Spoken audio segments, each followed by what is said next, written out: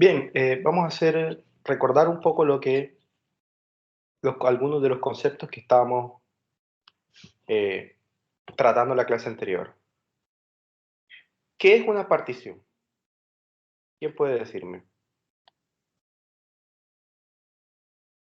¿Qué elementos necesito para poder armar una partición? ¿A partir de qué puedo construir una partición?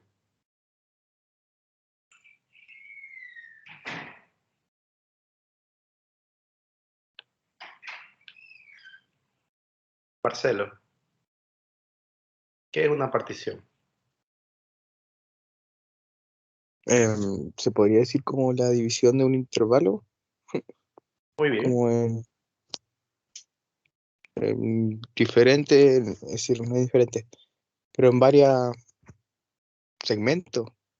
Ujú. Bien, entonces en el fondo es dividir el intervalo en partes, pero la partición no es exactamente la división del intervalo. La partición son solamente los puntos que hacen esa división, ¿de acuerdo? Y tienen que cumplirse algunas condiciones mínimas. ¿Cuáles son? Kevin.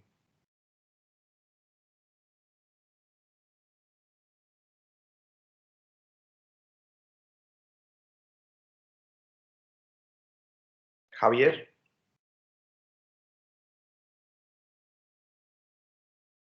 Rodrigo. Yo no escuché la pregunta. ¿Qué condiciones tienen? Bueno, sabemos que tenemos un conjunto de puntos que hacen división del intervalo, pero ¿qué condiciones tienen que cumplir esos puntos? Por ejemplo, refiriéndonos a la cantidad, ¿tendría que ser una cantidad finita o infinita?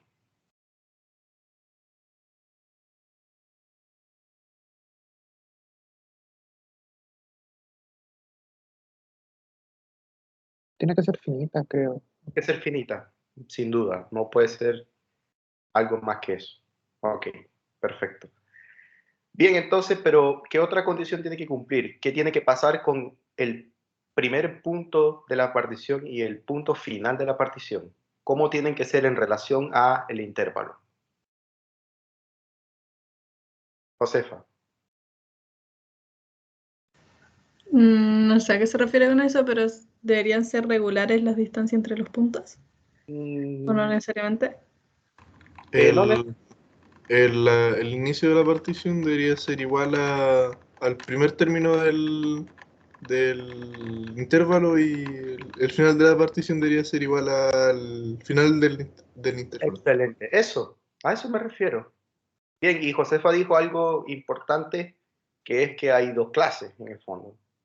Hay dos clases. La primera es que si la distancia entre los puntos es uniforme, entonces tenemos un tipo de partición especial que se llama partición regular.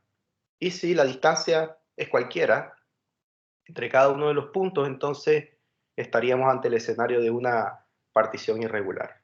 Entonces, es importante tener claro esos conceptos porque si venimos a clase y de repente lo que dije el martes hoy día no está claro, entonces es como si estuviéramos echando un poco la cosa en saco roto, ¿ya?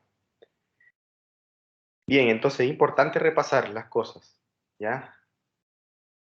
Bien, ¿a qué nos referimos con M sui chico y a M sui grande?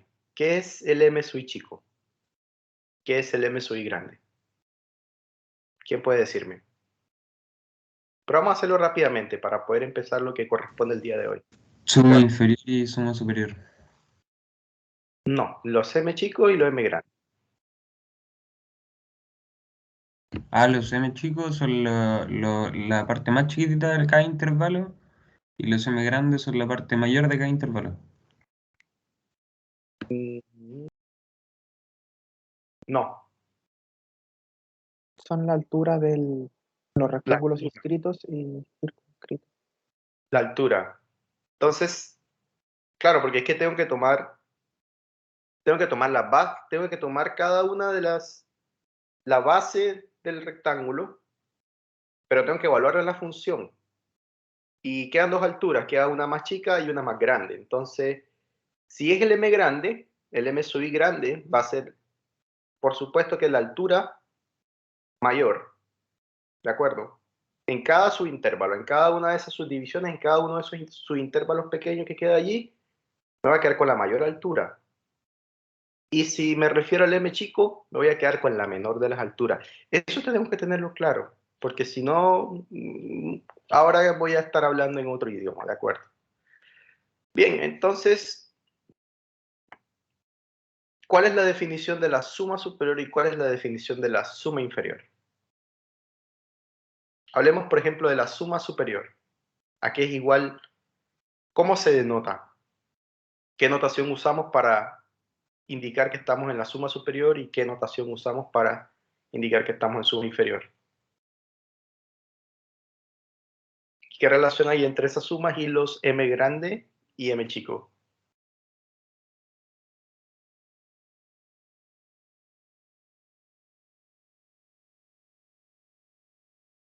Eran la suma de las áreas, pero rectángulos de... Muy bien. La suma de las áreas, esa es la interpretación geométrica. La suma de las áreas, en este caso, si estamos hablando de la suma superior, serían los circunscritos.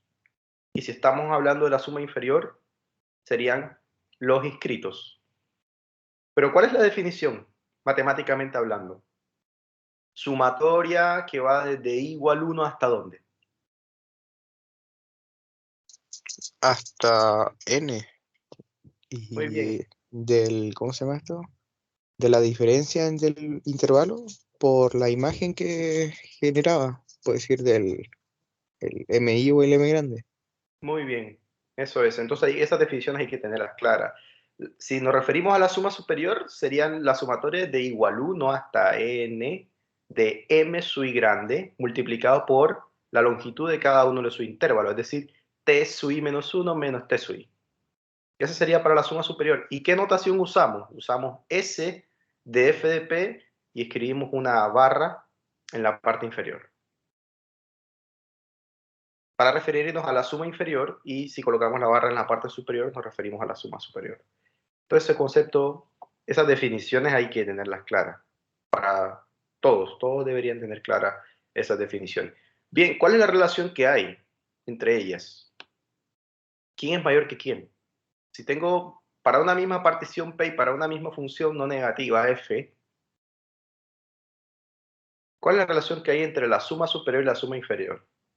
¿Cuál es la relación de orden que hay? ¿La superior es mayor que la inferior? ¿Mayor exactamente o puede haber otra? Mayor igual. Mayor igual. Pero igual, muy bien. Esa relación siempre se cumple, ¿de acuerdo? Bien, y finalmente, bueno, la interpretación geométrica ya hablamos que la suma superior son entonces los rectángulos que están circunscritos y la suma inferior representa para una función no negativa los rectángulos que están inscritos. Bien, y la última, esto lo hablamos la última parte de la clase, que es un refinamiento de una partición. Supongamos que tengo una partición P y yo quiero construir un refinamiento. ¿Cuál es la forma más fácil de construir un refinamiento?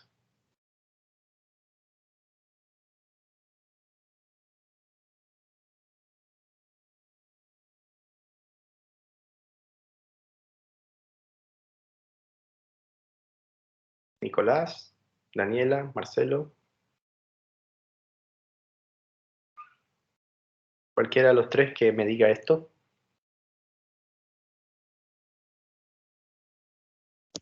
Lo del refinamiento era como ir agregándole como elemento a las particiones, o Correcto. no sé si estará bien dicho, para que los intervalos sí sean cada vez más pequeños, así la imagen sea, es decir, la sumatoria sea como más aproximada o exacta a la área bajo la curva.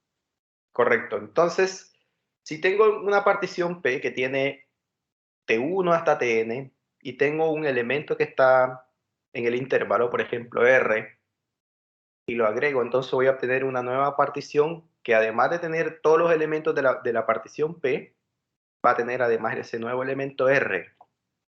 Pero ese elemento R no puede ser cualquiera. Tiene que ser un elemento que además pertenezca al intervalo A, B.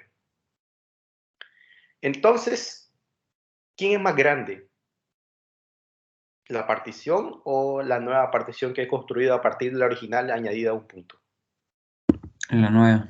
La nueva. Y esa la podemos llamar Q. Y entonces esa Q vamos a llamarlo refinamiento. Entonces, refinamiento no es más que un conjunto más grande que la partición, pero también formado por elementos, debe contener los elementos de la partición original más otros adicionales. Esa es la manera más simple de construir un refinamiento. Otra manera de decirlo, ¿cuál es? Además de decir del hecho de que Q es un refinamiento de P, ¿de qué otra forma puedo decirlo? Hay otra manera. Habían dos formas de decirlo. ¿Cuál es la otra? ¿Qué es más fina? Como que ¿Quién es más fina? ¿P o Q? Q. Q, muy bien. Eso. Listo, eso fue lo que hablamos la clase pasada, en realidad.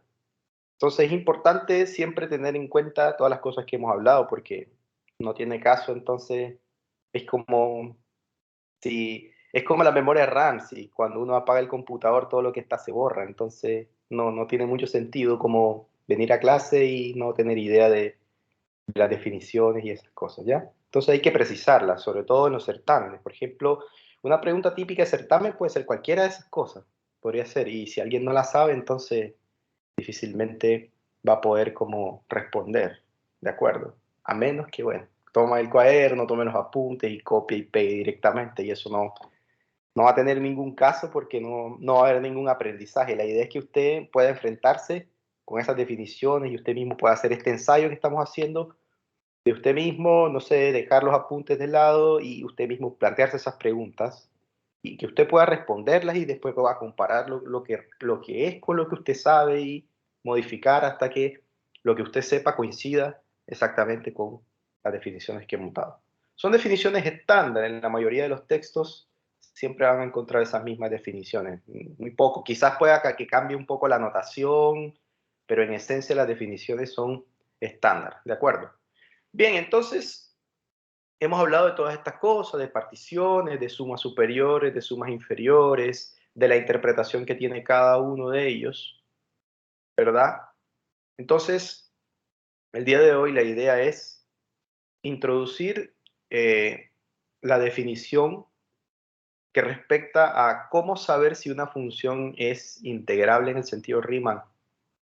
Pero para eso vamos a mostrar algunas cosas.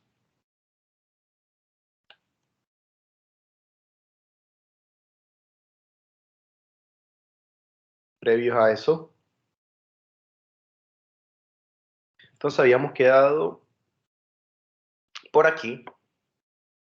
Ya entonces les estaba diciendo la clase pasada que la manera más simple de crear un refinamiento es agregar más puntos a una partición original. Entonces esa nueva partición, vamos a decir que es más fina. Entonces, uno podría preguntarse, si tenemos dos particiones, una más fina que otra, en este caso Q más fina que P, uno podría preguntarse, bueno, pero si por ejemplo analizamos la suma inferior, uno podría preguntarse, ¿cuál de las dos sumas sería más grande? ¿La suma inferior de la partición más fina o la suma inferior de la partición original? ¿Qué creen ustedes? O al menos intuitivamente, ¿qué es lo que podíamos decir? Tengo esta P, tengo esta que es más fina, construyo la suma inferior de esta y la suma inferior. Entonces, ¿cuál sería la relación que hay entre ellas? ¿Será que a simple vista podemos saber cuál es la relación? La respuesta es no. Entonces tenemos que hacer los cálculos de eso. A ver qué ocurre. A ver cuál es el comportamiento, qué pasa con la suma al menos inferior y qué pasa con la suma superior en la medida que vamos teniendo particiones más finas. Entonces supongamos que tenemos a P que va desde T0 hasta Tn y tenemos Q que va desde T0 hasta Tn, pero además estamos agregando un punto nuevo que es R, por lo tanto esta es una partición más fina. Vamos a suponer que R está entre los valores T sub i menos 1 y T sub i. Además, vamos a suponer que M sub i, M' y M doble prima, vamos a asumir que, como vamos a estudiar inicialmente la suma inferior, vamos a asumir que esos valores son los ínfimos en cada uno de los intervalos estos. El M sub i va a ser el ínfimo de f en este subintervalo. El M' va a ser el ínfimo de f en este subintervalo. Y M doble prima va a ser el ínfimo en este subintervalo. Estamos asumiendo eso. Entonces, la pregunta es, teniendo en cuenta que cada uno de esos son los ínfimos de estos tres subintervalos respectivamente, si quisiera establecer una comparación entre cada uno de ellos, por ejemplo, si quisiera comparar M sub i y M', ¿quién es más grande? ¿M sub i o M'?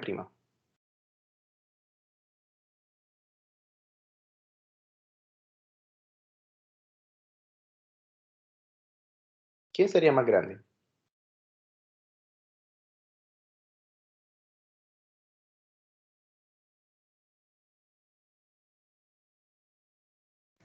Que ahí lo dice, MI es menor o igual a M'. Pero ¿cuál es la razón? ¿Por qué?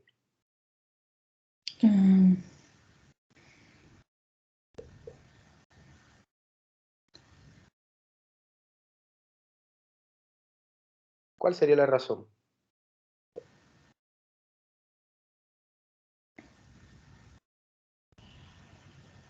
Habría que ver estos dos intervalos.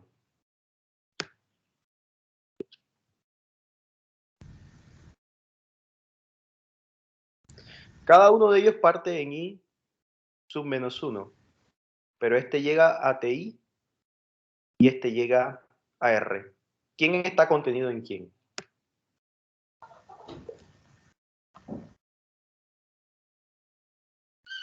¿Cuál subintervalo está contenido en cuál? ¿O cuál es más chico? Tienen el mismo punto de partida, pero no tienen el mismo punto final. Este llega hasta T sub i y este llega hasta R. Pero sabemos que R es menor que T sub i.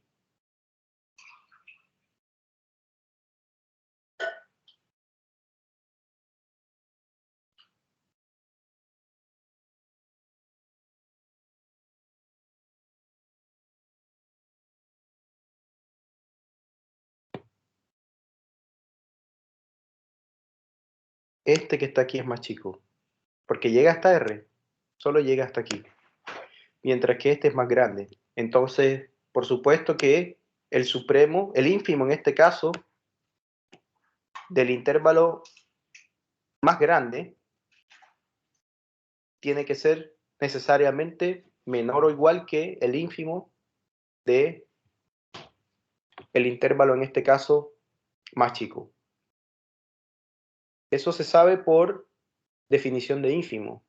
Si A es subconjunto de B, entonces el ínfimo de B es menor o igual que el ínfimo de A. Y similarmente uno puede también comparar las longitudes de estos dos intervalos, del primero con el último, también, y ocurre también que uno es subconjunto del otro, porque ambos tienen el mismo punto de llegada, pero no tienen el mismo punto de partida.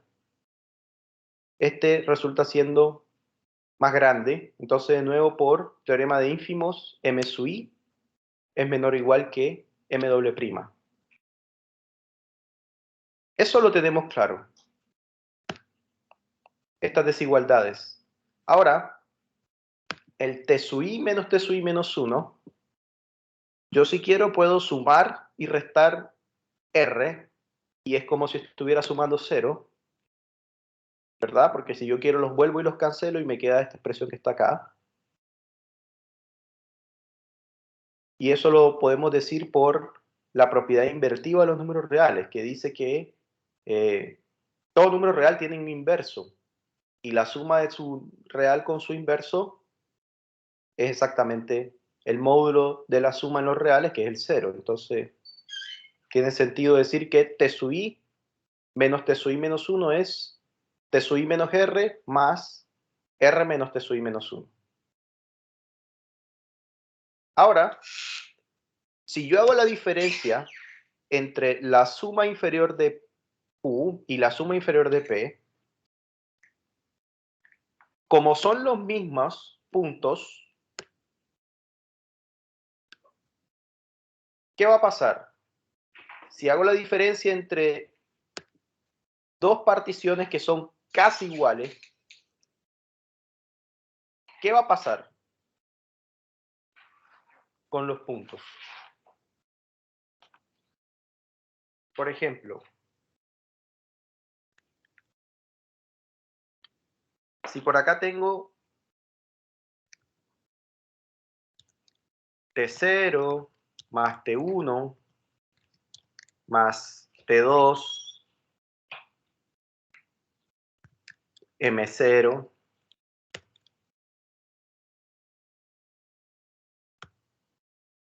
y acá M1, suponiendo que este es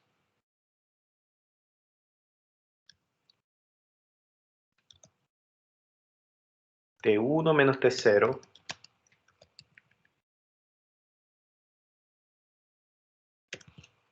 M2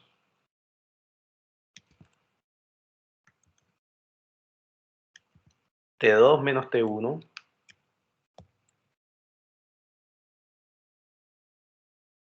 supongamos que esa es una suma inferior y le voy a restar la misma suma, pero que además tiene otro punto adicional.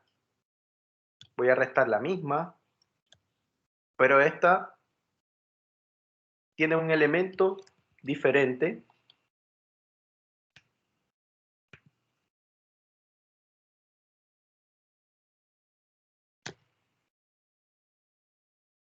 Supongamos R.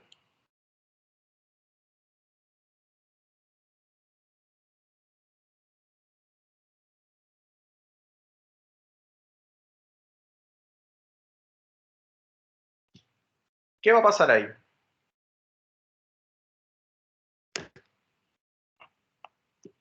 Estoy haciendo la resta de dos sumas inferiores.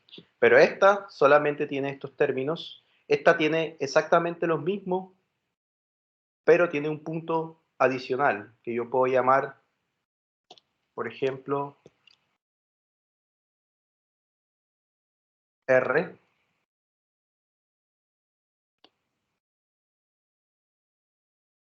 ¿Qué pasa con los términos ahí?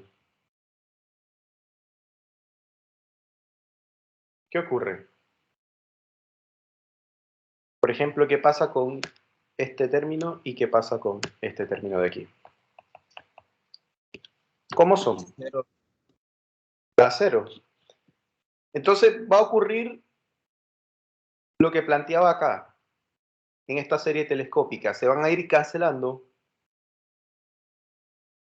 pero en este caso vamos a tener exactamente los mismos. Entonces solamente va a sobrevivir este término de acá. ¿Sí?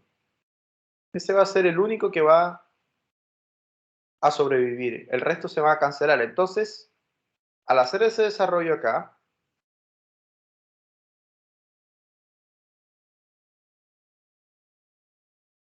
va a ocurrir exactamente lo mismo. Todos se van a cancelar excepto estos términos que están aquí. Son los únicos que van a sobrevivir. Todos los demás se van a cancelar. Ahora, como el t sub i menos t sub i menos t sub i menos 1, yo lo puedo reemplazar por esta expresión. Si lo reemplazo aquí, me quedaría m sub i veces t sub i menos r. Y aquí tengo m doble prima menos t sub i menos r. Entonces obtendría esta expresión de acá. Y ahora, al distribuir el menos m sub i por r menos t sub i menos 1, obtendría exactamente lo mismo que está acá, pero con m sub i. Entonces yo los puedo asociar, factorizar, y me quedaría esta segunda expresión. Ahora, aquí yo había dicho que m sub i menos m', m sub i es menor o igual que m. Entonces, ¿cómo es la diferencia entre m' y m sub i?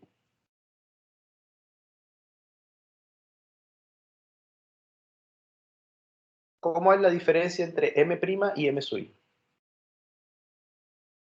Teniendo en cuenta que m sub i es menor o igual que m'.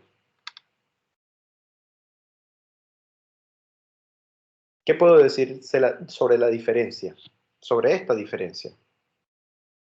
M' menos m sub i. Es positiva. Es como si echáramos este m sub i del otro lado. Quedaría negativo, quedaría m' menos m sub i, de este lado queda 0. Entonces, esta cantidad es positiva. Y similarmente, si aquí en el m sub i que está acá, lo echamos del otro lado de la desigualdad o sumamos el inverso aditivo, de este lado nos queda 0 y nos queda que m' menos m sub i también es una cantidad positiva. Entonces esto es positivo. Ahora, si r es menor que t sub i, si echo el r de este lado, me queda que t sub i menos r también es positivo. Y similarmente, si t sub i menos 1 es menor que r, si el t sub i menos 1 lo echo del otro lado, queda que r menos t sub i también es positivo. Entonces, positivo por positivo queda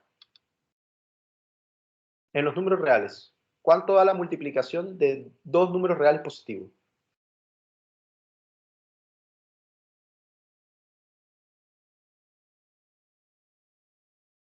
Positivo. Positivo. Y de nuevo aquí tengo multiplicación de dos números positivos, también da positivo. Entonces, este me da un número positivo y este me da un número positivo también. O incluso podría ser 0 por la desigualdad que tenemos aquí. Entonces, ahora la suma de dos números reales que son no negativos también me da no negativo. Entonces, tengo que la diferencia entre ellos es mayor o igual que 0. Entonces, si esta suma de Riemann con P, como es un número, lo echo del otro lado de la desigualdad o sumo el inverso aditivo, me quedaría entonces que la suma de P es menor o igual que la suma en Q. Entonces, ¿cuál es la conclusión? Que si tengo una partición que es su conjunto de otra, y si analizo las sumas de Riemann, el orden se preserva en el mismo sentido de la contenencia. Se preserva. Quiere decir que la suma inferior de P siempre va a ser menor o igual que la suma inferior de Q. Se preserva un poco el orden. Y si uno quisiera hacer el mismo razonamiento, pero ahora con la parte positiva, es decir, si ahora no consideramos los ínfimos, sino los supremos y no analizamos las sumas inferiores, sino las sumas superiores, entonces ocurre distinto. En el sentido de que si P está contenido en Q, ahora se invierte un poco lo que ocurría con las sumas inferiores. Entonces ahora voy a tener que la suma de la partición más grande, superior, va a ser siempre menor o igual que la suma superior de la partición original. Entonces, para las sumas inferiores se preserva el mismo sentido de la contenencia. Mira, si P es subconjunto de Q, entonces aquí menor o igual. Pero si analizamos la suma superior, si P es subconjunto de Q, entonces se cambia el sentido de la desigualdad. esto es lo que quiero decir.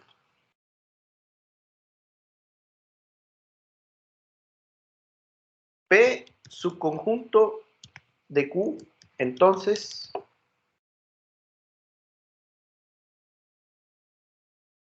la suma superior de F con P, la suma superior de, vamos a colocarle el acento para indicar que estamos analizando la suma inferior y aquí la suma inferior.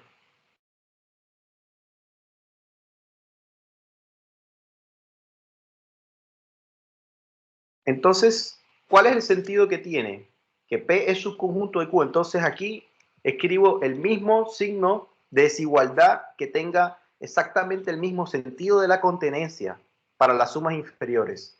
Y para las sumas superiores, si P es subconjunto de Q, pero ahora no estoy analizando la suma inferior, sino la suma superior. Profe, puso P en ambos casos. Aquí Q, sí. Aquí P y aquí Q. Entonces, si ahora analizo la suma superior,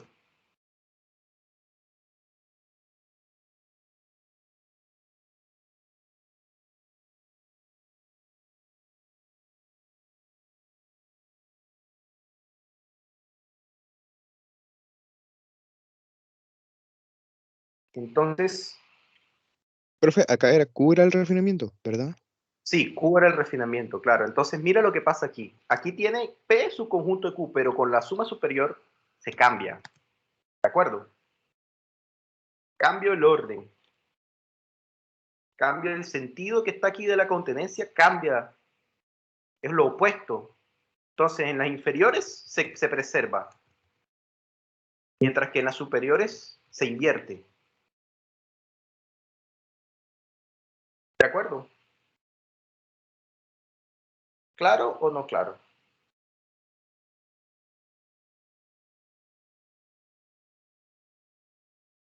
Solo hay que recordarlo. Sí se entiende, profe. Ok. Entonces, eso lo podemos resumir en el siguiente teorema.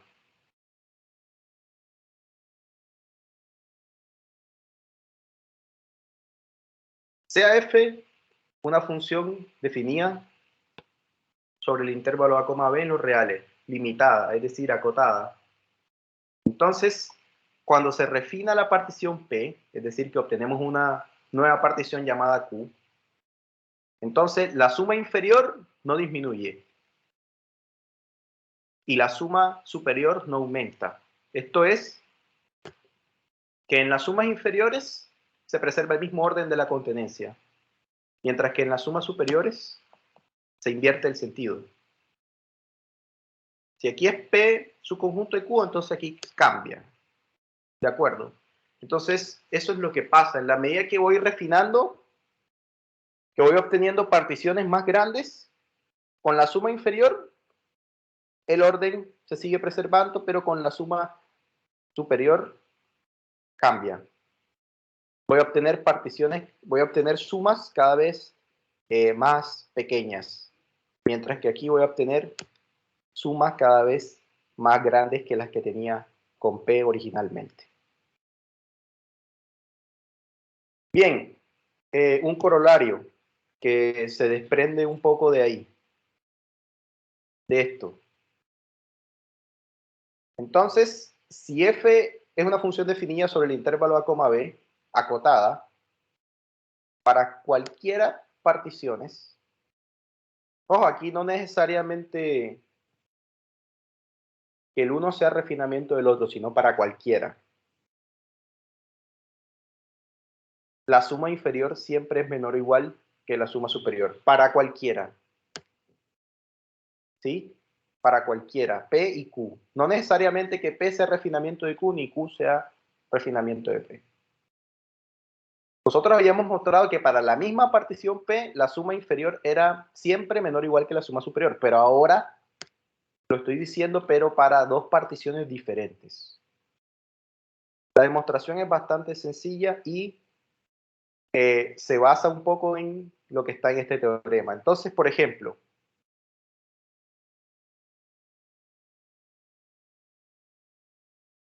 Vamos a mostrarla, que es bastante simple. Por ejemplo, la unión, si considero dos particiones P y Q, la unión de P y Q es más fina que P y es más fina que Q.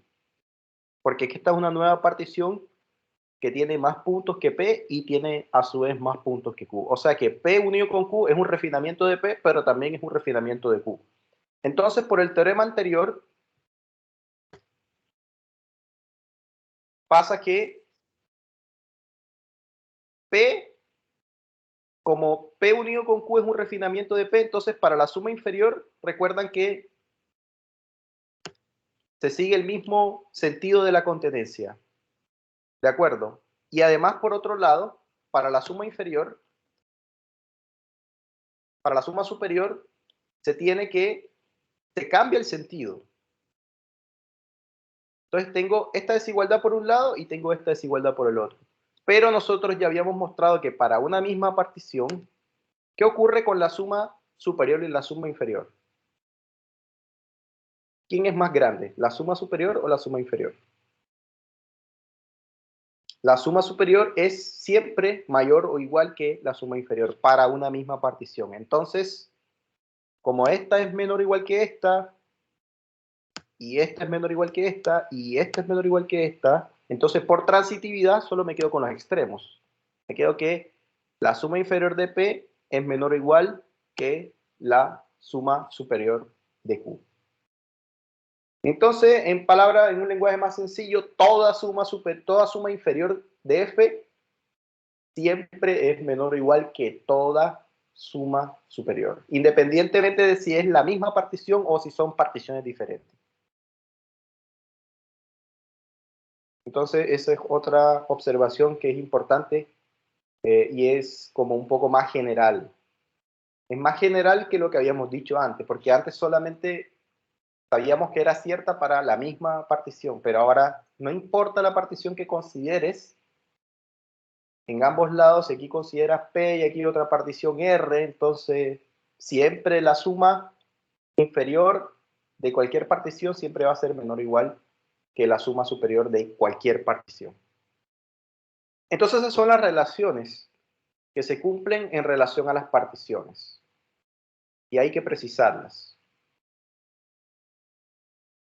Entonces, ahora sí, teniendo en cuenta todas esas cosas previas y conociendo el comportamiento de los refinamientos, podemos ahora definir lo que es una integral superior y lo que es una integral inferior en el sentido de Riemann.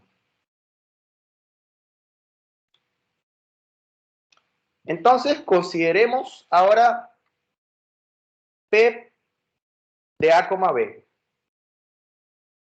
El conjunto de todas las particiones de un mismo intervalo. ¿Cuántas particiones pueden haber de un intervalo? Infinitas. Entonces vamos a asumir que tengo el conjunto de todas las particiones que yo conozco. Supongamos que las puedo calcular todas. Entonces estoy considerando ese conjunto. Entonces vamos a definir una integral inferior, que se va a denotar con este símbolo, que es una S alargada. Vamos a colocar los extremos del intervalo, que son A, B. Vamos a colocar f de x y de x. Y vamos a colocarle una barra en la parte inferior para indicar que es la integral inferior. Y similarmente, vamos a usar la misma notación, pero vamos a escribir una barra en la parte superior para indicar que nos estamos refiriendo a la integral superior.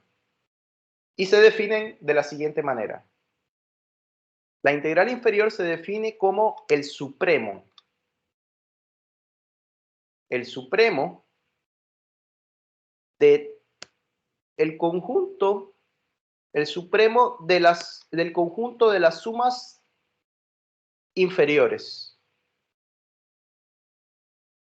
Y la suma superior se define como el ínfimo del conjunto de todas las sumas superiores.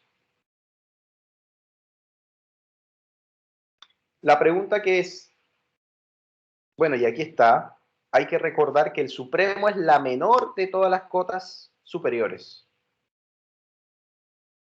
y recordar que el ínfimo es la mayor de todas las cotas inferiores. Esos conceptos de supremo y de ínfimo hay que recordarlos. Entonces, ¿cuál es la idea de las integrales superiores y las integrales inferiores? La idea es la siguiente. Voy a darles un ejemplo numérico de esa definición. Entonces, recordemos, por ejemplo, lo que estábamos haciendo la clase anterior, que era esto.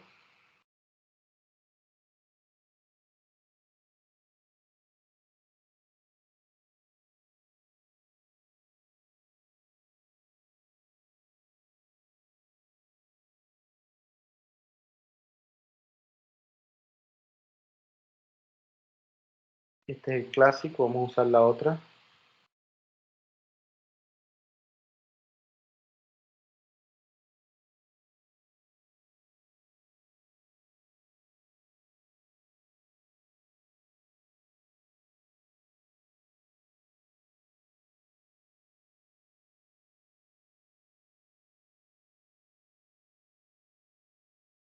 Entonces recuerden esto que estábamos haciendo en la clase pasada. Entonces, por ejemplo, esta es una partición. Voy a ir anotando por acá los diferentes valores.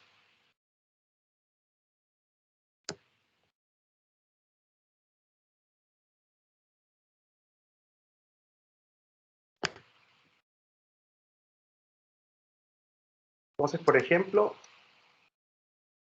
sumas inferiores.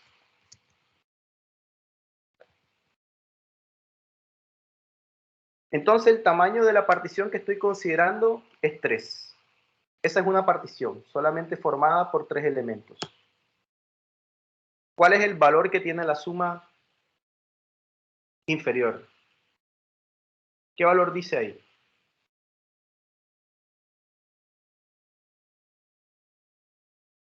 ¿Qué valor dice? 18.37. Muy bien, 18, voy a escribirlo aquí. 18.37. Esa sería una suma para una partición de tamaño 3. ¿De acuerdo? Ahora voy a agregarle un punto más.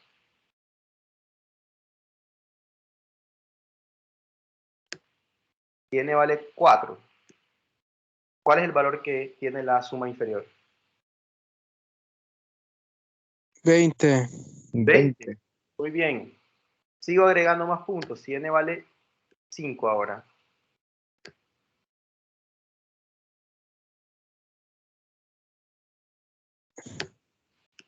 Ahí le puse 7, por ejemplo.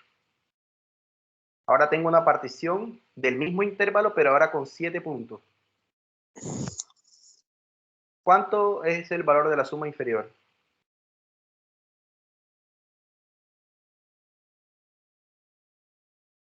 22.53. 22.53. Y sigo agregando más puntos, porque tengo que considerar todas las particiones. Aquí solamente estoy para mostrar un ejemplo. Supongamos que ahora tengo una partición de 12. ¿Cuál es el valor de la integral de la suma inferior?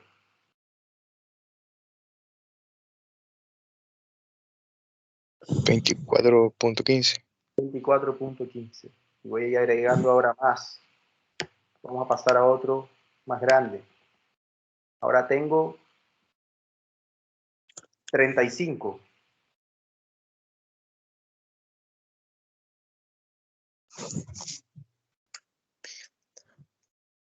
¿Cuál es el valor de la suma inferior?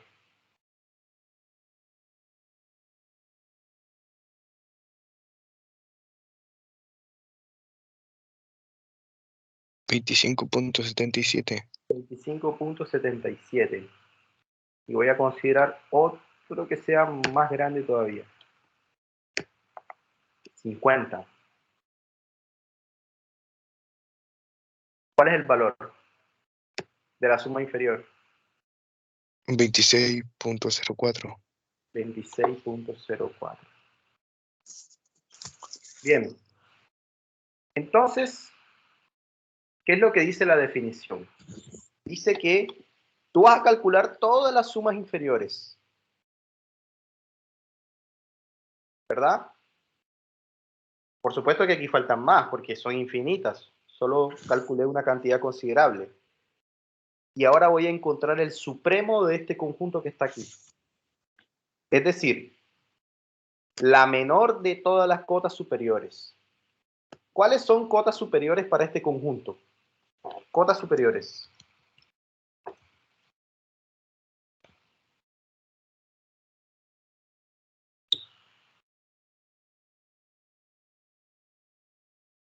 Una cota superior de ese conjunto puede ser el 27.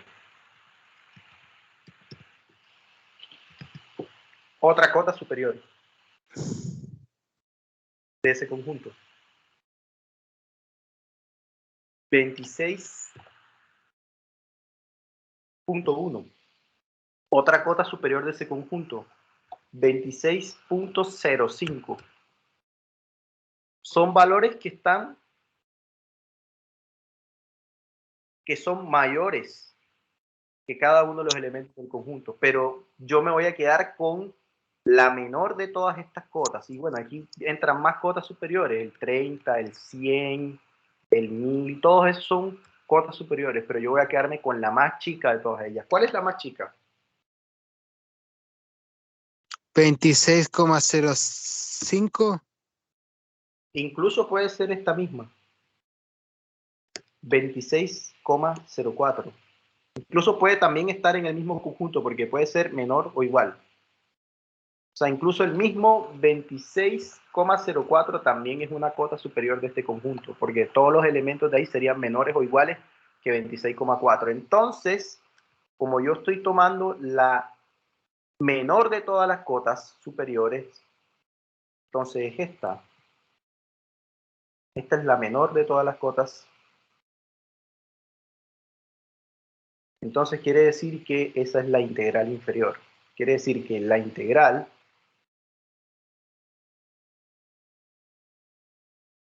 en este caso, si vamos allá al gráfico, la función que estamos considerando aquí es la integral de menos 4 a 4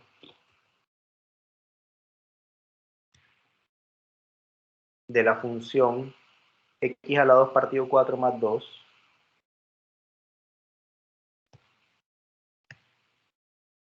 de x, la integral inferior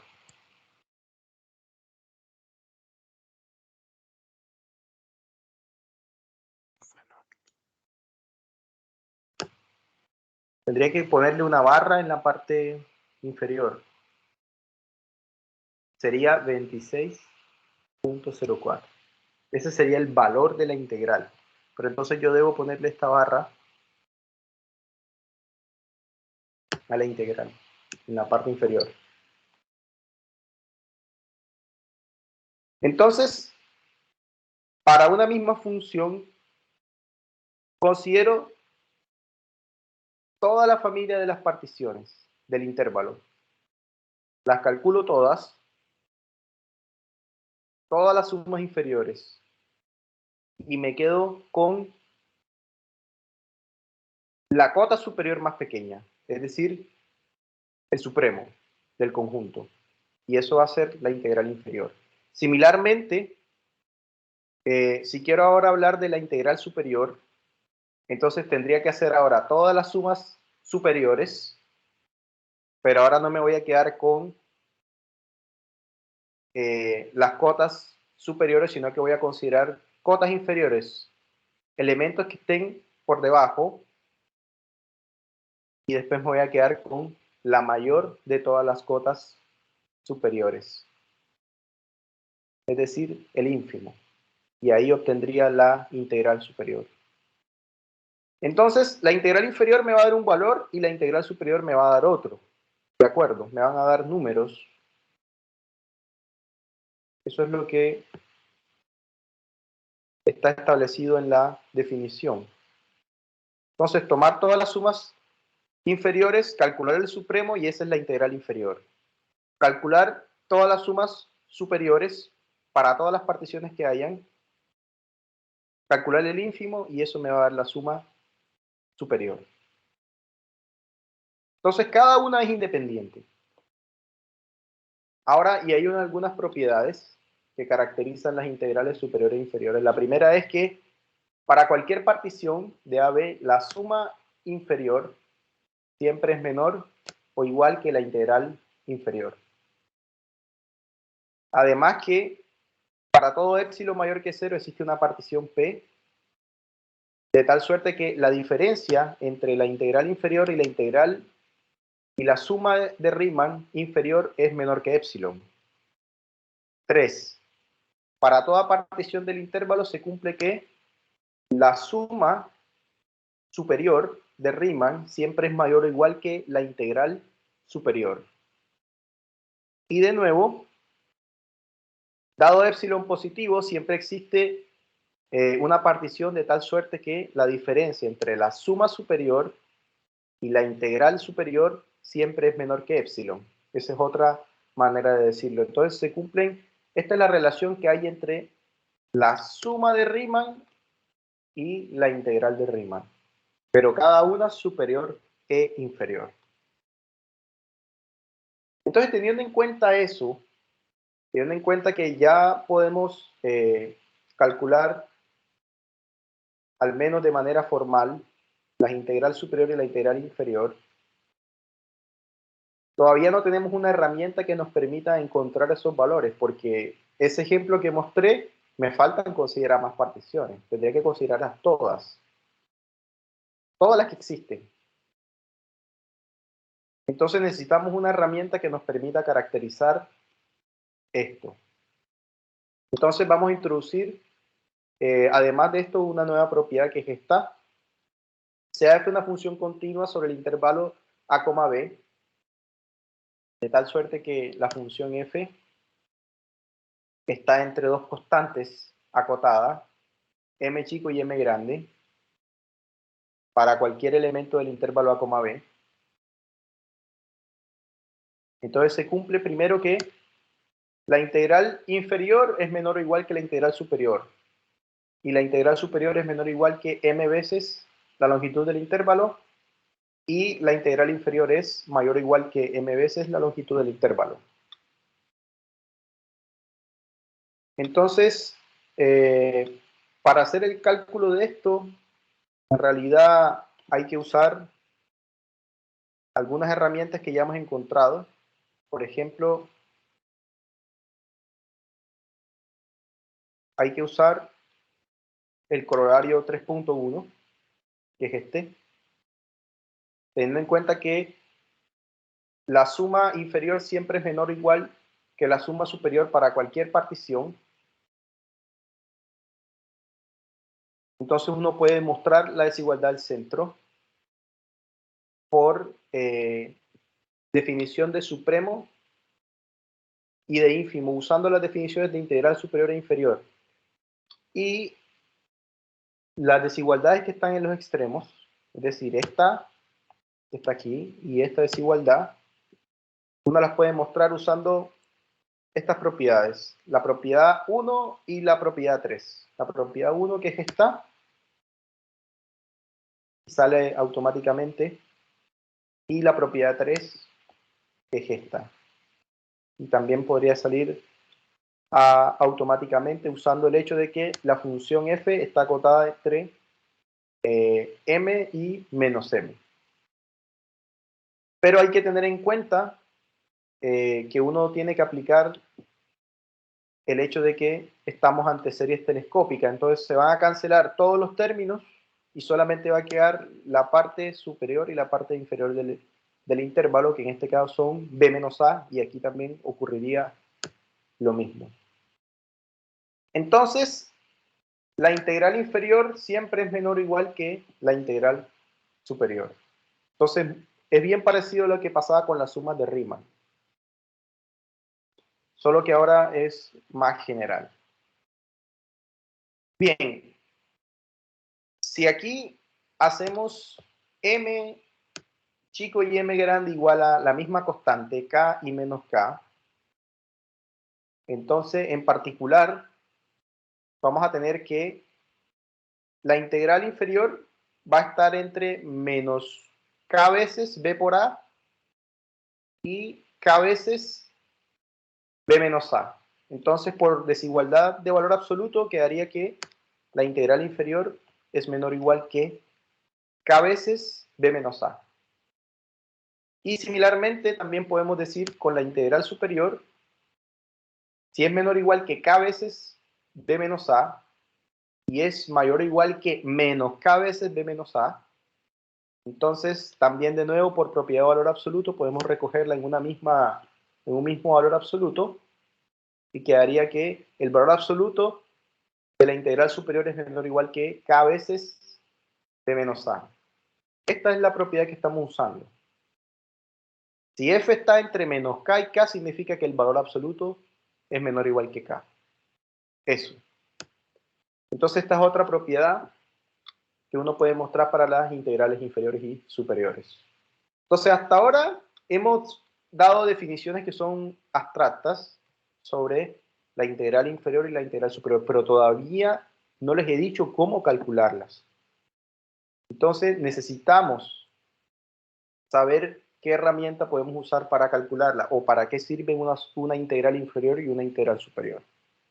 Entonces, vamos a hablar de funciones integrables en el sentido de Riemann. Entonces, ¿cuándo una función f es integrable en el sentido de Riemann? Entonces vamos a introducir esta definición. Supongamos que tenemos una función f que está bien definida y que es acotada sobre el intervalo cerrado a, b. Vamos a decir que esa función f es integrable según Riemann, o Riemann integrable, si se cumple lo siguiente. Si cuando yo calculo la integral inferior y cuando calculo la integral superior son iguales, dan el mismo valor, entonces en este caso vamos a decir que f es Riemann integrable. Y vamos a escribir simplemente integral, si ya sin las barras, y el valor que va a tener esa integral va a ser exactamente el mismo que tienen la suma superior y la suma inferior. Y vamos a usar esta representación. Integral de a a b de f de x de x. Entonces, ya sabemos lo que ahora es una función Riemann integrable. Que la suma superior y la suma inferior, en este caso, el supremo de todas las sumas inferiores y el ínfimo de todas las sumas superiores, es decir, la integral inferior y la integral superior sean iguales. Si eso ocurre, entonces f es Riemann integrable. Pero necesitamos algo más fuerte para poder caracterizar cuando una función, porque no sabemos cómo calcular las integrales superiores e inferiores. Entonces necesitamos, digamos que una herramienta que nos permita caracterizar de manera más concreta cuando una función es integrable en el sentido de Riemann. Entonces hubo un matemático que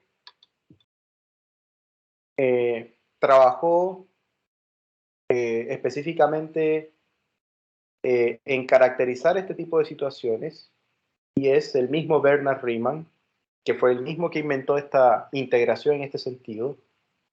Entonces, otra manera de caracterizar cuando una función es integrable es a través de esta condición, que vamos a llamar condición de Riemann. Y es importante aprenderla el día de hoy. Entonces, vamos a decir que una función f definida, acotada, sobre el intervalo cerrado a, b, vamos a decir que es Riemann integrable si y solo si para todo epsilon mayor que 0 existe una partición en el conjunto de todas las particiones de A y B de tal manera que la diferencia entre la suma superior y la suma inferior es suficientemente pequeña. Entonces, esta es una caracterización más universal. Entonces, en lugar de yo mostrar que la integral inferior y la integral superior son iguales, yo mejor muestro que existe una partición de tal manera que la diferencia entre la suma superior y la suma inferior es suficientemente pequeña. Esta es otra manera más interesante de caracterizar. Y entonces uno puede, si uno demuestra este teorema, puede mostrar que si se cumple esta condición de Riemann, entonces las integrales superiores e inferiores van a ser iguales, y también que si las integrales superiores e inferiores son iguales, entonces también implica que se cumpla esta condición. Entonces vamos a ver la demostración de este teorema. Entonces, como es un sí, solo sí, tenemos dos implicaciones. Tenemos que mostrar primero que la condición de Riemann implica que las integrales son iguales. Y si las integrales son iguales, entonces implica la condición de Riemann. Entonces, probemos primeramente que si tenemos la condición de Riemann, entonces la función es integrable. Entonces, si se cumple la condición de Riemann, entonces se cumple que existe una partición de tal manera que la diferencia entre la suma superior y la suma inferior es menor que epsilon, para todo epsilon mayor que 0. Pero nosotros sabemos por las propiedades de la integral inferior y la integral superior, sabemos que la integral superior es menor siempre que la suma superior, y la suma inferior siempre es mayor o igual que la integral inferior, pero si multiplico por menos 1 se cambia el sentido y queda menor o igual, como está aquí. Ahora, si sumo estas dos desigualdades, quedaría que la integral superior menos la integral inferior es menor o igual que la diferencia de la suma superior y la suma inferior. Pero aquí habíamos dicho, por hipótesis, que esto era menor que epsilon. Entonces tengo que esto es menor que epsilon, tengo que esto es mayor o igual que 0, dado que la integral superior siempre es mayor que la integral inferior. Entonces, ¿cuál es la única opción que tiene este valor que está aquí? ¿Cuál es la única posibilidad? ¿Qué tiene que pasar con esta diferencia para que epsilon siempre sea positivo? ¿Cuál es la única opción que tiene? La integral Suma superior debe inferior ser tiene mayor. que ser mayor a la superior. Tiene que ser negativa. Analicemos de nuevo. Este valor que está aquí, que es integral superior menos integral inferior, es menor que epsilon, ¿cierto? Pero también es mayor o igual que 0, ¿cierto? Entonces mi pregunta es, si epsilon tiene que ser mayor que 0, ¿cuál es la opción para este valor? ¿Qué tiene que pasar con esta expresión? Sea 0. Tiene que ser 0. Muy bien. Tiene que ser sí o sí 0 para que epsilon sea mayor que 0, porque recuerden que aquí dice, mira, para todo epsilon mayor que 0. Entonces la única opción que tiene es que esta diferencia tiene que ser sí o sí 0. Esta diferencia de la integral superior y la integral inferior tiene que ser 0. Y si es 0, entonces quiere decir que cuando yo he hecho este del otro lado del igual, quedaría que la integral inferior es igual a la integral superior. Y eso es la definición de integrabilidad en el sentido Riemann. Entonces, tenemos la primera implicación. Tenemos que si se cumple la condición de Riemann, entonces las dos integrales superiores e inferiores son iguales. Ahora hay que probar lo contrario. Entonces, probemos ahora que la condición de Riemann es necesaria. Es decir, que si asumimos que las dos integrales son iguales, entonces la condición de Riemann tiene que cumplirse. Entonces, si esta integral es igual a esta, Entonces quiere decir que el ínfimo de las sumas superiores es igual al supremo de las sumas inferiores. Eso por definición de integral superior e integral inferior. Entonces, si son iguales, podemos usar las definiciones del supremo y del ínfimo. Y vamos a poder garantizar la existencia de dos particiones, al menos P1 y P2, de tal suerte que se cumpla esta propiedad para la suma inferior y esta propiedad para la suma inferior. Y eso viene de las propiedades que habíamos mencionado antes, estas, que la integral inferior menos epsilon es menor que la suma inferior. Y aquí también que la integral superior es menor que la integral superior más epsilon. Entonces, yo aquí puedo jugar con estos epsilon. Puedo incluso poner epsilon medio, epsilon cuarto. Entonces allá yo voy a usar epsilon medios. Aquí puse epsilon medios. Y ahora voy a usar el hecho de que necesito garantizar la existencia de una partición P. Entonces, esa partición P la voy a definir como un refinamiento. Voy a unir las dos particiones que ya tengo garantizadas que existen, P1 y P2. Entonces, y vamos a recordar lo que pasaba con las sumas inferiores y las sumas superiores respecto a los refinamientos. Entonces, por ejemplo,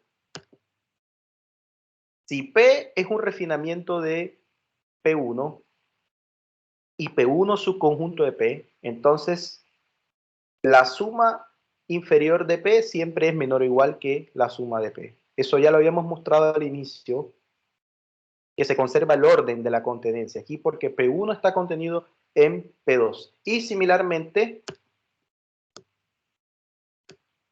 con las sumas superiores ocurría lo contrario. Aquí tenemos que P1 es su conjunto de P, pero la suma superior siempre, en este caso de P, es menor o igual que la suma superior para P1. Entonces, por este lado, tengo esta cadena de desigualdades y por este lado tengo esta otra cadena de desigualdades. Si hago las sumas de estas desigualdades, se van a cancelar las integrales que están aquí. Y solamente me va a quedar aquí menos epsilon medios y aquí epsilon medios. Y ahora esta suma inferior la puedo echar de este lado del igual y este menos epsilon medios lo puedo echar del otro lado. Y quedaría que la suma superior menos la suma inferior es menor que epsilon medio más epsilon medios, ¿cuánto da? ¿Cuánto da la suma de epsilon medio más epsilon medio?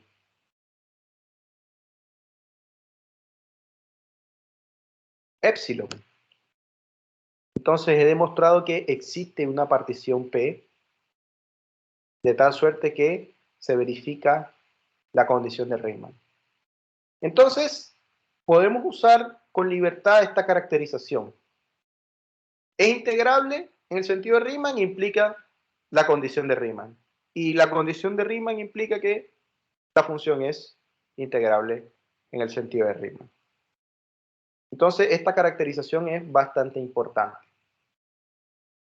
Entonces, ahora vamos a ver cómo calcular la integral de Riemann. Porque hasta ahora hemos mostrado caracterizaciones, pero no hemos dicho todavía cómo calcularlas o de qué manera es más adecuado calcularlas. Entonces, para hablar de eso hay que hablar de un concepto que es la norma de una partición y también el concepto de partición regular. Entonces, norma de una partición. Entonces, sea P una partición, vamos a llamar norma de la partición, vamos a anotarla con barras similares a la de valor absoluto. Imagínense que usted tiene la partición y encuentra todas las longitudes de cada uno de los intervalos. La longitud del primer intervalo, la longitud del segundo intervalo, del tercero, todas las longitudes. No sabemos si son diferentes las longitudes o si son iguales. O sea, que la partición puede ser regular o irregular. No sabemos nada sobre eso. Entonces, ¿qué voy a hacer? Yo me voy a quedar con la máxima, la más grande de las longitudes.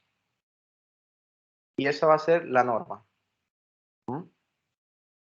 Entonces, un caso particular es, ¿qué pasa si las longitudes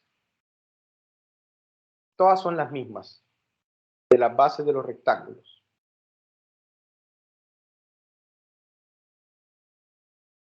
Entonces tendríamos la misma distancia siempre. Entonces aquí el máximo, no importa la diferencia que yo escoja, el máximo siempre va a ser un mismo número. Entonces, para una partición regular, vamos a tomar el intervalo b menos a y lo vamos a dividir en n partes iguales. Y por lo tanto, la norma de la partición, como todos tienen la misma distancia, entonces va a ser b menos a partido por n. Entonces, algo interesante que uno puede analizar es que, ¿qué pasa en la medida que n va creciendo? Si b menos a es positivo, ¿qué pasa en la medida que n va creciendo? Si le voy dando valores cada vez más grandes a n, ¿qué pasa con la norma de la partición? ¿Hacia dónde va tendiendo en la medida que n va creciendo?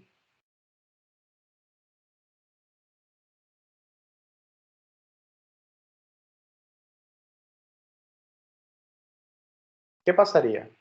Se va aproximando a cero. Se va aproximando a cero, se va haciendo cada vez más chico. Imagínense que usted reemplaza aquí por 100 millones, entonces tendría una cantidad positiva dividida por 100 millones, y eso es 0.00000, lo que usted quiera, ¿verdad? Entonces, en la medida que n va creciendo, la norma de la partición va tendiendo a cero. ¿Ya? Entonces, es importante conocer esa relación que hay. Entonces, si la norma tiende a cero, entonces el n tiende a infinito. Pero esto solo lo podemos hacer cuando la partición es regular. ¿No? Solo lo podemos hacer cuando la partición, en este caso, es regular. Bien, entonces, ahora sí vamos a ver un ejemplo de una función Riemann integrable. Que hemos hablado hasta ahora en abstracto y no hemos mostrado un ejemplo. Entonces, inicialmente para mostrar un ejemplo tenemos que probar, si es Riemann integral deberíamos probar que existe una partición de tal manera que la diferencia entre la suma superior y la suma inferior sea suficientemente pequeña, o sea menor que epsilon. Eso es lo que vamos a probar. Entonces, consideremos la función 1 partido por x y vamos a considerarla sobre el intervalo cerrado 1,2. ¿Sí? Entonces, vamos a demostrarlo. Entonces, demostración. Primero, para hacer una demostración y mostrar que una función es integrable en el sentido Riemann, primero necesitamos considerar una partición. En este caso, consideremos P, x0 hasta xn, una partición del intervalo 1,2. Si P es una partición del 1,2, ¿a qué es igual x0 y a qué es igual xn? ¿Quién es x0 y quién es xn? Si P es una partición del intervalo 1,2.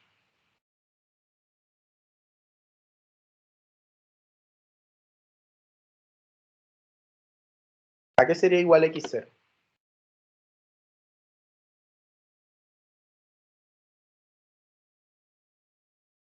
X0 es 1 y Profe, Xn es ¿puede? 2. x0 es 1 y Que se me cayó el internet y estaba intentando conectar. ¿se te cayó el internet? Sí, profe, se me había caído. Ay. ¿Podría pero, volver a explicar el ejemplo? ya, entonces tenemos la función f de x, 1 partido por x. Y vamos a mostrar que es integrable en el sentido de Riemann. Entonces, mostrar que es integrable en el sentido de Riemann implica probar la condición de Riemann, que es mostrar que para todo epsilon existe una partición. Tengo que exhibir cuál es la partición y mostrar que la diferencia entre ellos es menor que epsilon. ¿De acuerdo? Eso es lo que tengo que probar. Entonces tendría que calcular la suma de Riemann superior, la suma de Riemann inferior y mostrar que la diferencia entre ellos es menor que epsilon. Mostrar que existe una partición de tal suerte que se cumple esto. Eso es lo que tengo que mostrar. ¿De acuerdo? Entonces, supongamos que la función es 1 partido por x y el intervalo es 1,2. Entonces, considero una partición P general que vaya x0 hasta xn. Entonces, preguntaba quién era x0 y quién era xn. Si P es una partición del intervalo 1,2. ¿Quién hace el rol de x0 y quién hace el rol de xn?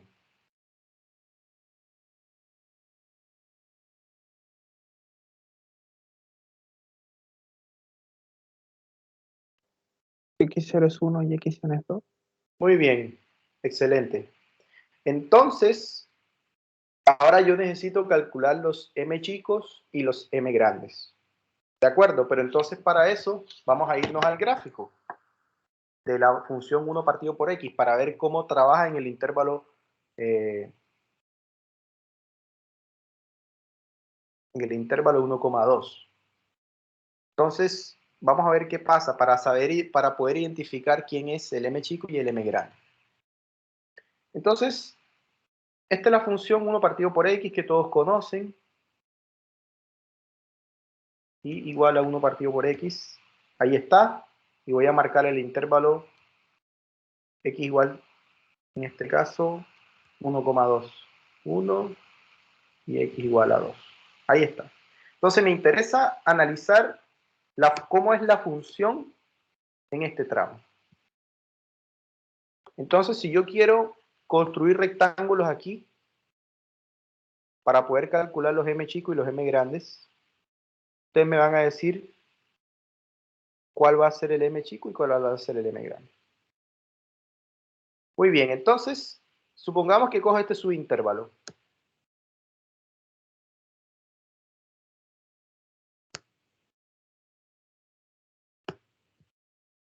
Este que está aquí es x sub i menos 1.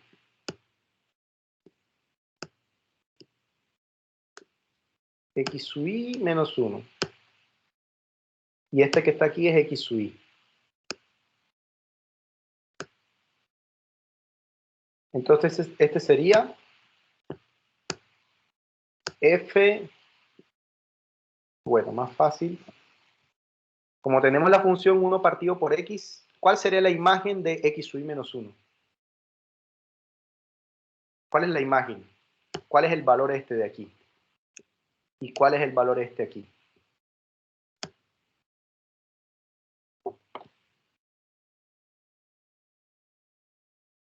¿Cuáles son los valores?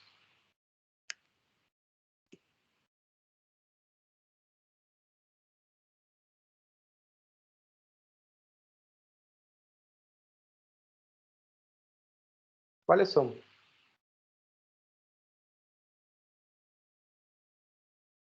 Si yo quiero calcular la imagen de 2, ¿cuál es la imagen de 2? Si la función es 1 partido por x. 1 partido por 2. 1 partido 2. Ahora, ¿cuál es la imagen de 1 partido por x sub i? Es 1 partido en 1 1.6. partido por x sub i. Entonces, este es 1 partido por x sub i. Y este que ¿Eso está por acá promedio? es 1 partido por x sub i menos 1. Esas son las imágenes de cada uno de esos puntos de su intervalo. Entonces, mi pregunta es, si el m chico sub i es el ínfimo, es decir, el lado más corto, y el m grande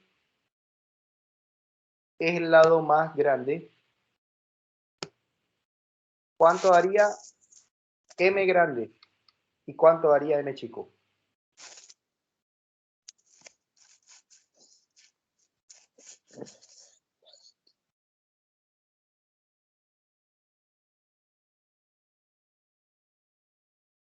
¿Cuánto da m grande? 1 partido por x sub i o 1 partido por x sub i menos 1. ¿Cuál es el lado más largo?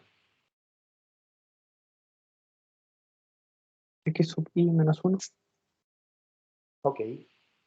Entonces, este siempre va a ser el m. El m grande va a ser este. Y el m chico va a ser solo 1 partido por x sub i menos 1. ¿Ya? Entonces voy de nuevo acá. Y eso lo tengo que hacer porque se supone que voy a calcular la suma inferior y la suma superior. Entonces, mira, el m chico es 1 partido por x sub i menos 1. Y el m grande es 1 partido por x sub i menos 1. Por lo que estaba mostrando en el gráfico. ¿Ya? Entonces, y eso se sigue porque la función es decreciente. La función va en decaída y entonces, por supuesto, que el lado izquierdo va a ser siempre más grande que el lado derecho. Entonces, vamos a calcular la suma superior, que sería m grande, que es 1 partido por x menos 1 por x sub i menos x sub i menos 1. Entonces aquí está. Y la suma inferior es m chico, que es 1 partido por x sub i multiplicado por x sub i menos x sub i menos 1. Entonces ahí tengo la suma superior y tengo la suma inferior, por definición de sumas.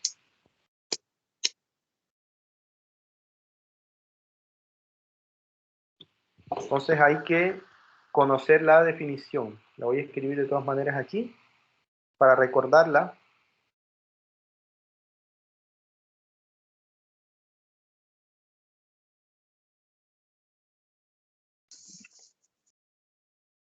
Voy a escribirla aquí. Es la sumatoria desde i igual 1 hasta n de m sub i de f por x sub i menos 1 menos x sub i. Esa es la suma inferior. Y la suma superior es lo mismo, pero con el m grande.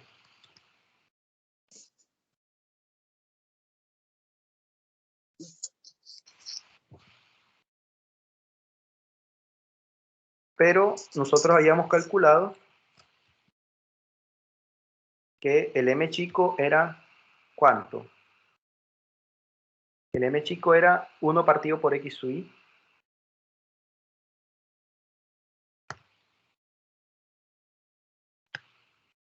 Y el m grande era 1 partido por x sub i menos 1.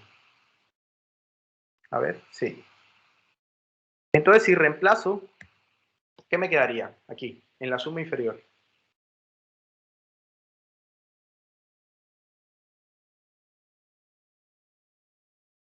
¿Qué me quedaría? ¿A qué es igual m sub i chico?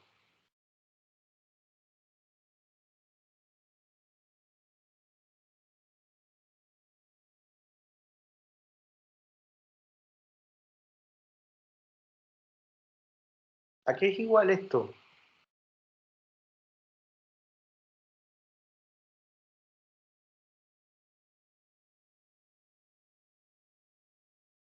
¿A qué es igual? 1 partido por x sub i.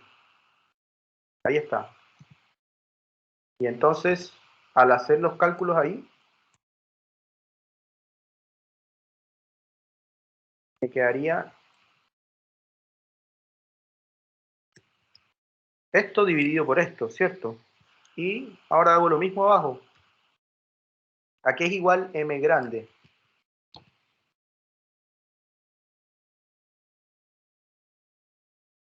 ¿A qué es igual eso?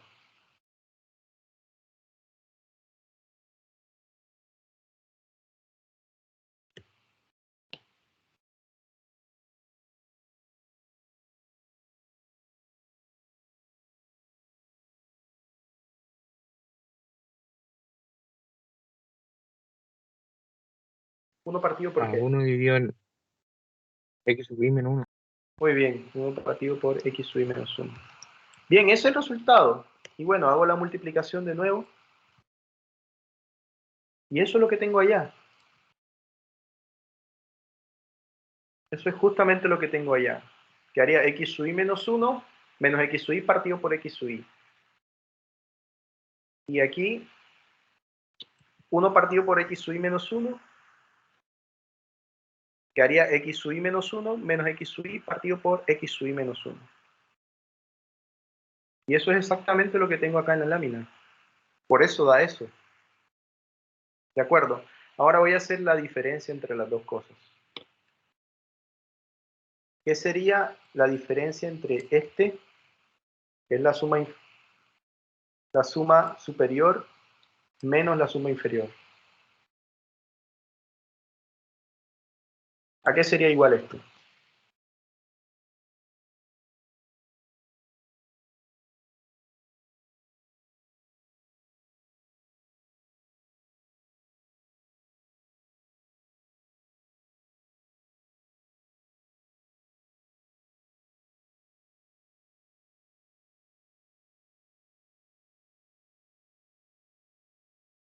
Ahí está el resultado de cada una. Quiero que me digan a qué es igual cada uno. A la sumatoria de i sub 1. Es decir, si te i sub 1 hasta n de... Ok. Sí. Es esta. Entonces esta menos... A ver si La puedo... de arriba. Menos esta que está acá.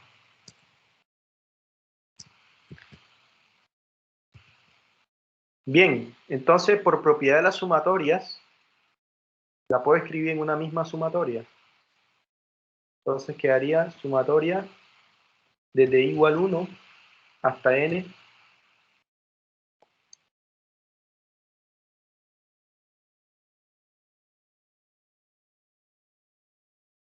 quedaría esto menos esto.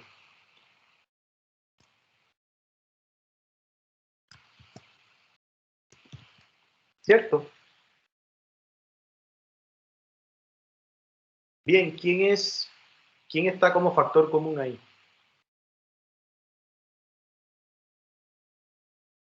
¿Quién está repetido? Los numeradores. Los numeradores, entonces puedo factorizarlo de nuevo.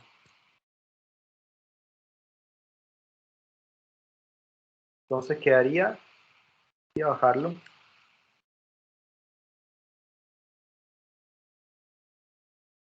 Entonces quedaría que esto es igual a, saco los numeradores porque son el mismo, quedaría 1 y quedaría 1.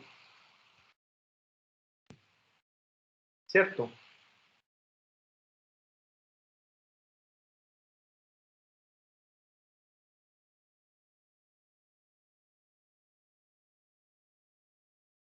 Bien, y entonces resuelvo las operaciones que están aquí con los fraccionarios. ¿Y cuánto me daría?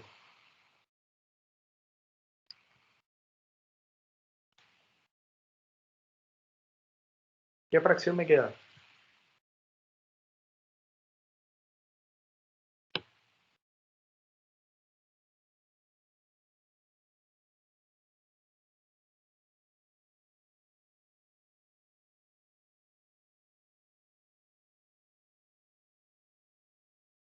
¿Qué fracción me queda?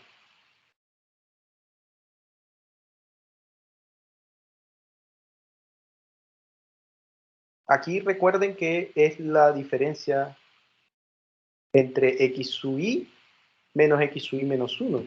Porque este es el lado más largo y este es el lado más ancho. Y aquí lo mismo, en todos. Aquí igual. En todos está ese detalle. Entonces tienen que estar pendientes ahí con los índices. Siempre es x sub i menos x sub i menos 1. Aquí igual. X sub i menos x sub i menos 1. Y aquí igual. X sub i menos x sub i menos 1. Entonces aquí quedaría x sub i menos x sub i menos 1. Aquí de nuevo x sub i menos x sub i menos 1. X sub i menos x sub i menos 1. X sub i menos x sub i menos 1. Y aquí x sub i menos x sub i menos 1. Y al resolver las operaciones de fracciones quedaría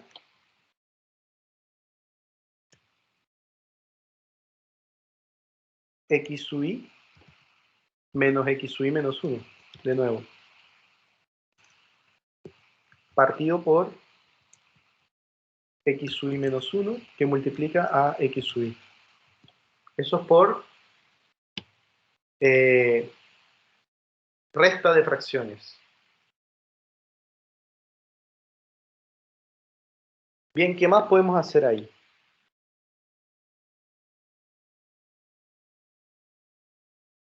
No se pueden juntar ¿Mm? el x sub i menos 1 con el otro Ujú. y elevarlo al cuadrado.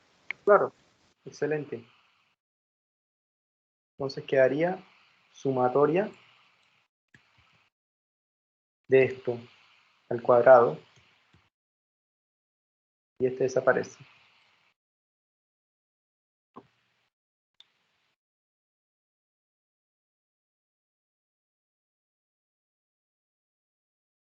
¿Cierto?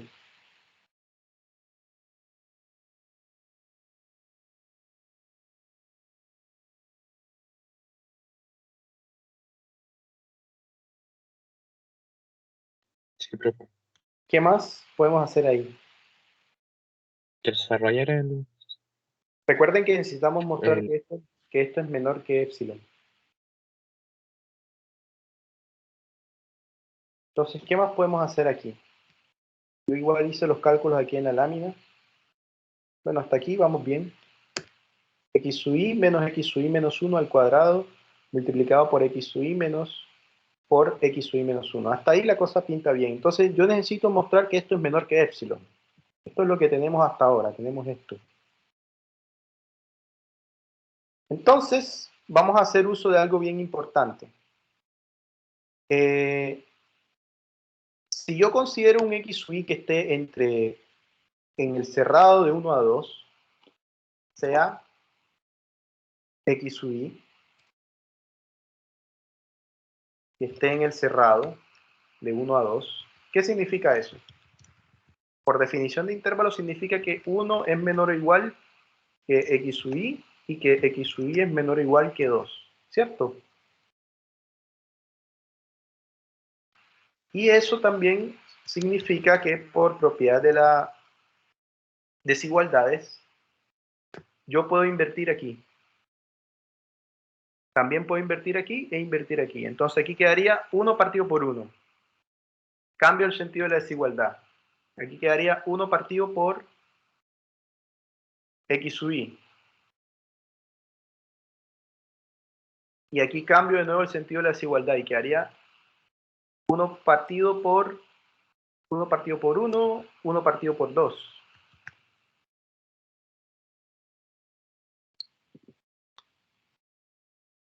Y eso lo sabemos por propiedad de los números reales. Entonces, la conclusión es esta. Esta es la conclusión. De que 1 partido por x sub i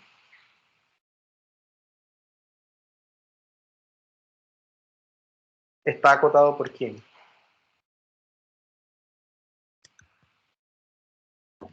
Está acotado por 1, porque 1 partido por 1 es 1.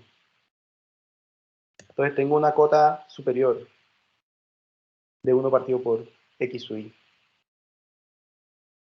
Entonces, yo puedo usar ese hecho. Cada uno de estos está acotado por x sub i. Entonces, ahora, si sigo calculando la suma, esto lo puedo reescribir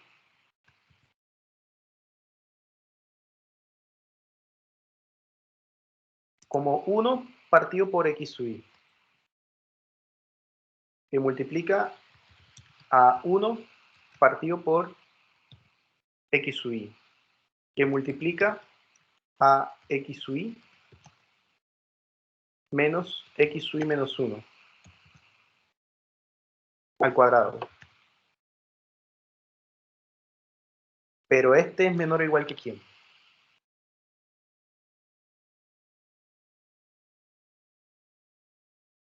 Está acotado por ¿quién superiormente? Por 1. Y este, de nuevo, también está acotado también por 1. Entonces, nos quedaría solamente que esto es menor o igual que la suma misma, pero todo acotado por 1. Por 1, por 1. ¿De acuerdo? Y entonces solamente nos quedaría la suma de los cuadrados de estas cosas. Entonces nos quedaría que la diferencia entre estas dos sumas, por lo pronto, es menor o igual que esta suma que está aquí. Y el 1 multiplicado por cualquier cosa sabemos que nos da lo mismo, entonces solamente nos tenemos que enfocar en esta suma que está aquí. Ahora, nosotros habíamos definido la norma de la partición.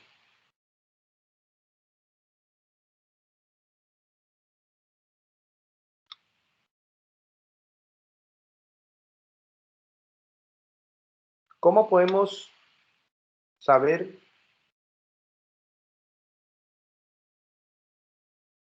la norma de la partición? La norma de la partición se supone que la representamos así y es el máximo de la diferencia de x sub i menos x sub i menos 1.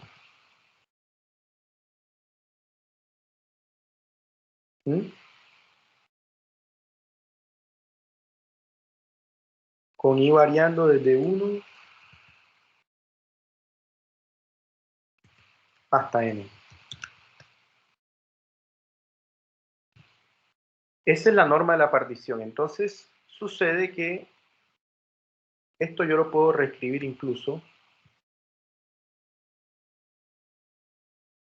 como x sub i que multiplica al mismo. Eso por propiedad de las potencias. Ahora, si yo tomo una suma cualquiera, una diferencia cualquiera, ¿cómo es esta diferencia en relación con la norma, que es la máxima de todas? ¿Quién es mayor? ¿Esta o esta? Esta es una diferencia solamente, mientras que esta es la diferencia más grande. Entonces, ¿quién es más grande? ¿Cuál es la relación de orden que hay? ¿La norma sería la más grande? Ok, entonces se tiene que, esto siempre, y en el peor de los casos, si tenemos una partición regular, podrían ser iguales. Entonces esto siempre es menor o igual que la norma de la partición. Entonces, como cualquier diferencia es menor o igual que la norma de la partición, entonces yo puedo hacer uso de eso aquí. Por ejemplo, esta yo podría decirle que es menor o igual que P. Entonces, si es menor o igual que P, quiere decir que esto es menor o igual que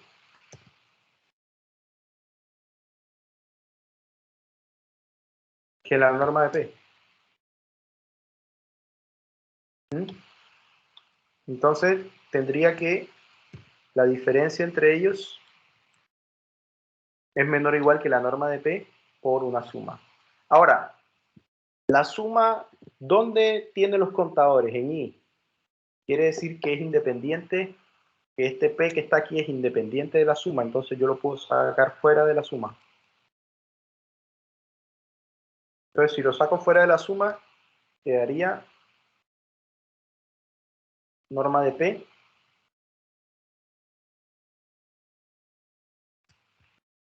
que multiplica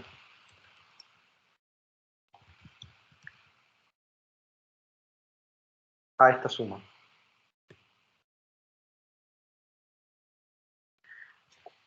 Bien.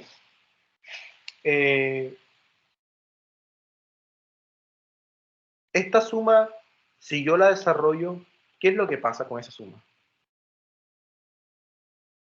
Si yo la estudio por aparte, entonces sería T1, bueno, X1 menos X0 más X2 menos X1 más X3 menos X2.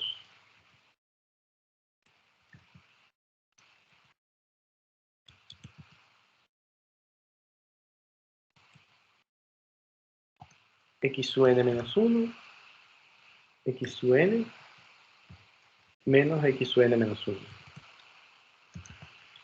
¿Recuerdan lo que pasaba con esa serie? Se quedan los extremos. Quedaban solamente los extremos, es decir, quedaría X sub n menos X sub 0. Esa es una serie telescópica. ¿Y quién es X sub n y quién es X sub 0?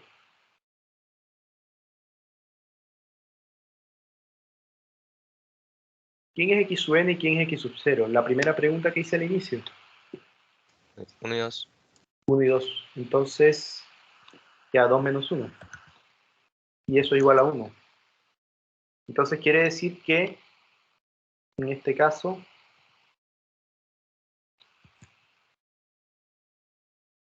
la diferencia entre ellos es menor o igual que la norma de la partición multiplicada por 1. Y eso es igual a la norma de la partición. ¿Mm? Entonces, llegué a eso, a que la diferencia entre ellos es menor o igual que la norma de la partición, pero yo necesito demostrar que la diferencia entre ellos es menor que épsilon. Entonces, ¿qué tengo que hacer con la norma para que sea menor que épsilon? ¿Cómo tendría que considerar la norma?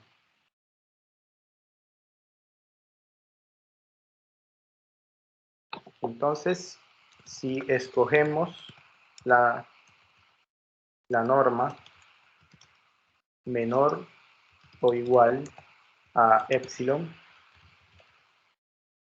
tenemos, bueno, esto es, o sea, basta o es suficiente si consideramos esto,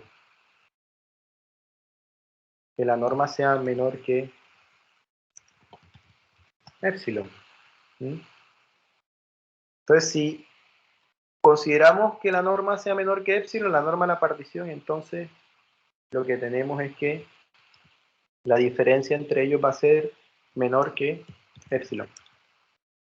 Y entonces hemos mostrado que existe una partición P de tal manera que la diferencia entre ellos sea menor que épsilon. Por lo tanto, la función f, la función 1 partido por x en el intervalo 1,2 es integrable en el sentido Riemann. No es fácil mostrar esto de plano.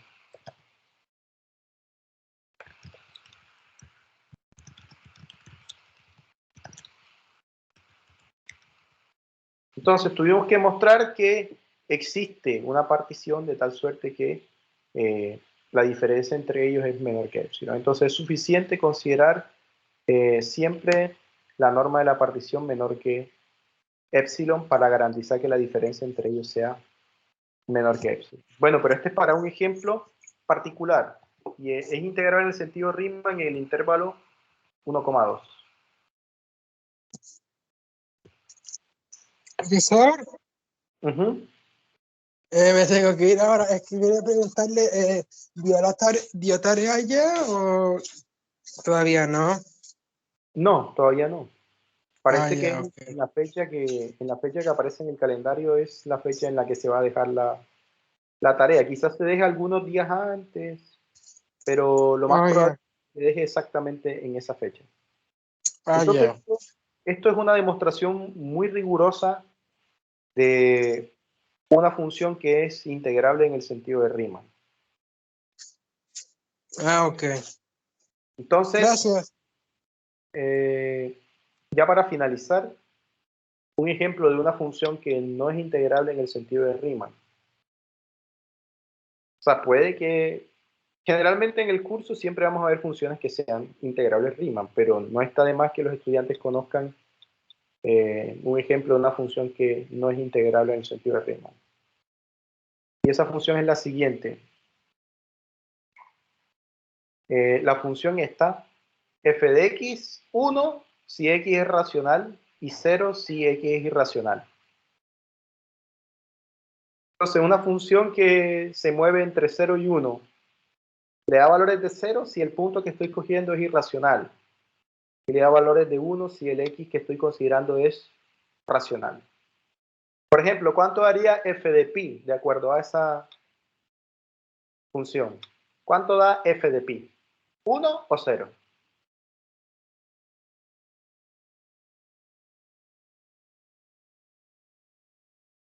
¿Cuánto da? F evaluado en pi. ¿No está en el intervalo?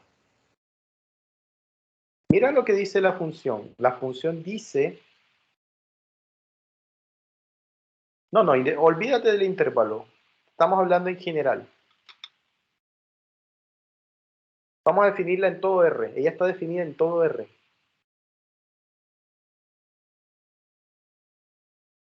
¿Pi es racional o irracional? Un irracional. Y entonces, de acuerdo a la función, ¿cuánto daría f de pi? ¿1 o 0? La función dice, si es racional, lo envío a 1. Y si es irracional, lo mando a 0. Entonces, de nuevo, ¿cuánto es f de pi? 0. 0. Ok. Eso. Entonces, ahora sí, vamos a probar que esta función, cuando yo la defino en el intervalo 0,1, ahí sí no entra pi, sino los racionales y los irracionales que estén entre el intervalo cerrado de 0 a 1, no es integrable Riemann. Sucede que si considero una partición cualquiera de 0 a 1, en cada subintervalo, como la función toma puros valores en 0 y 1, ¿cuál es el m chico, que es el ínfimo? Tiene que ser necesariamente 0. Y el m grande siempre es 1. Entonces, ¿qué va a pasar? Que cuando calculo la suma superior, me da 1. Y cuando calculo la suma inferior, me da 0. Y cuando hago la diferencia entre ellos dos, me da 1. Y no tengo manera de decir que esto es menor que epsilon. ¿Ya? Porque siempre da 1 la diferencia. Y la diferencia dice que tiene que ser menor que epsilon para cualquier valor de epsilon. Entonces nunca voy a tener que... solamente se va a cumplir quizás para algunos valores. Pero nunca voy a poder mostrar que esto es menor que epsilon para todo epsilon mayor que 0. Quedaría por fuera el rango de valores de epsilon entre 0 y 1. Quedaría por fuera. Pero recuerden que dice que es para todo epsilon. Otra manera de saberlo es calculando la suma superior, la integral superior y la integral inferior. La integral superior, como todas las sumas de Riemann superiores dan 1, ¿cuál es el ínfimo del conjunto formado por puros unos? 1. Entonces quiere decir que la integral superior da 1 y la integral inferior da 0. Y aquí decía que para que fuera integrable en el sentido de Riemann, ¿qué tiene que pasar con las dos integrales, superior e inferior? ¿Cómo tienen que ser? Tienen que ser iguales. Entonces allá la superior nos dio 1 y la inferior nos dio 0, entonces son diferentes, por lo tanto no es integrable. Esa es otra manera también de mostrar que esta función no es integrable. La inferior nos da 0 y la integral superior nos da 1, entonces como tienen que dar lo mismo para que sea Riemann integrable, y al dar distinto, entonces automáticamente deja de ser una función integrable Riemann. Ya, entonces, para la siguiente clase vamos a seguir trabajando estudio de funciones integrales Riemann, porque todavía no les he dicho cómo calcularlos. ¿De acuerdo? Entonces nos vemos la próxima semana. Dejamos hasta ahí por el día de hoy.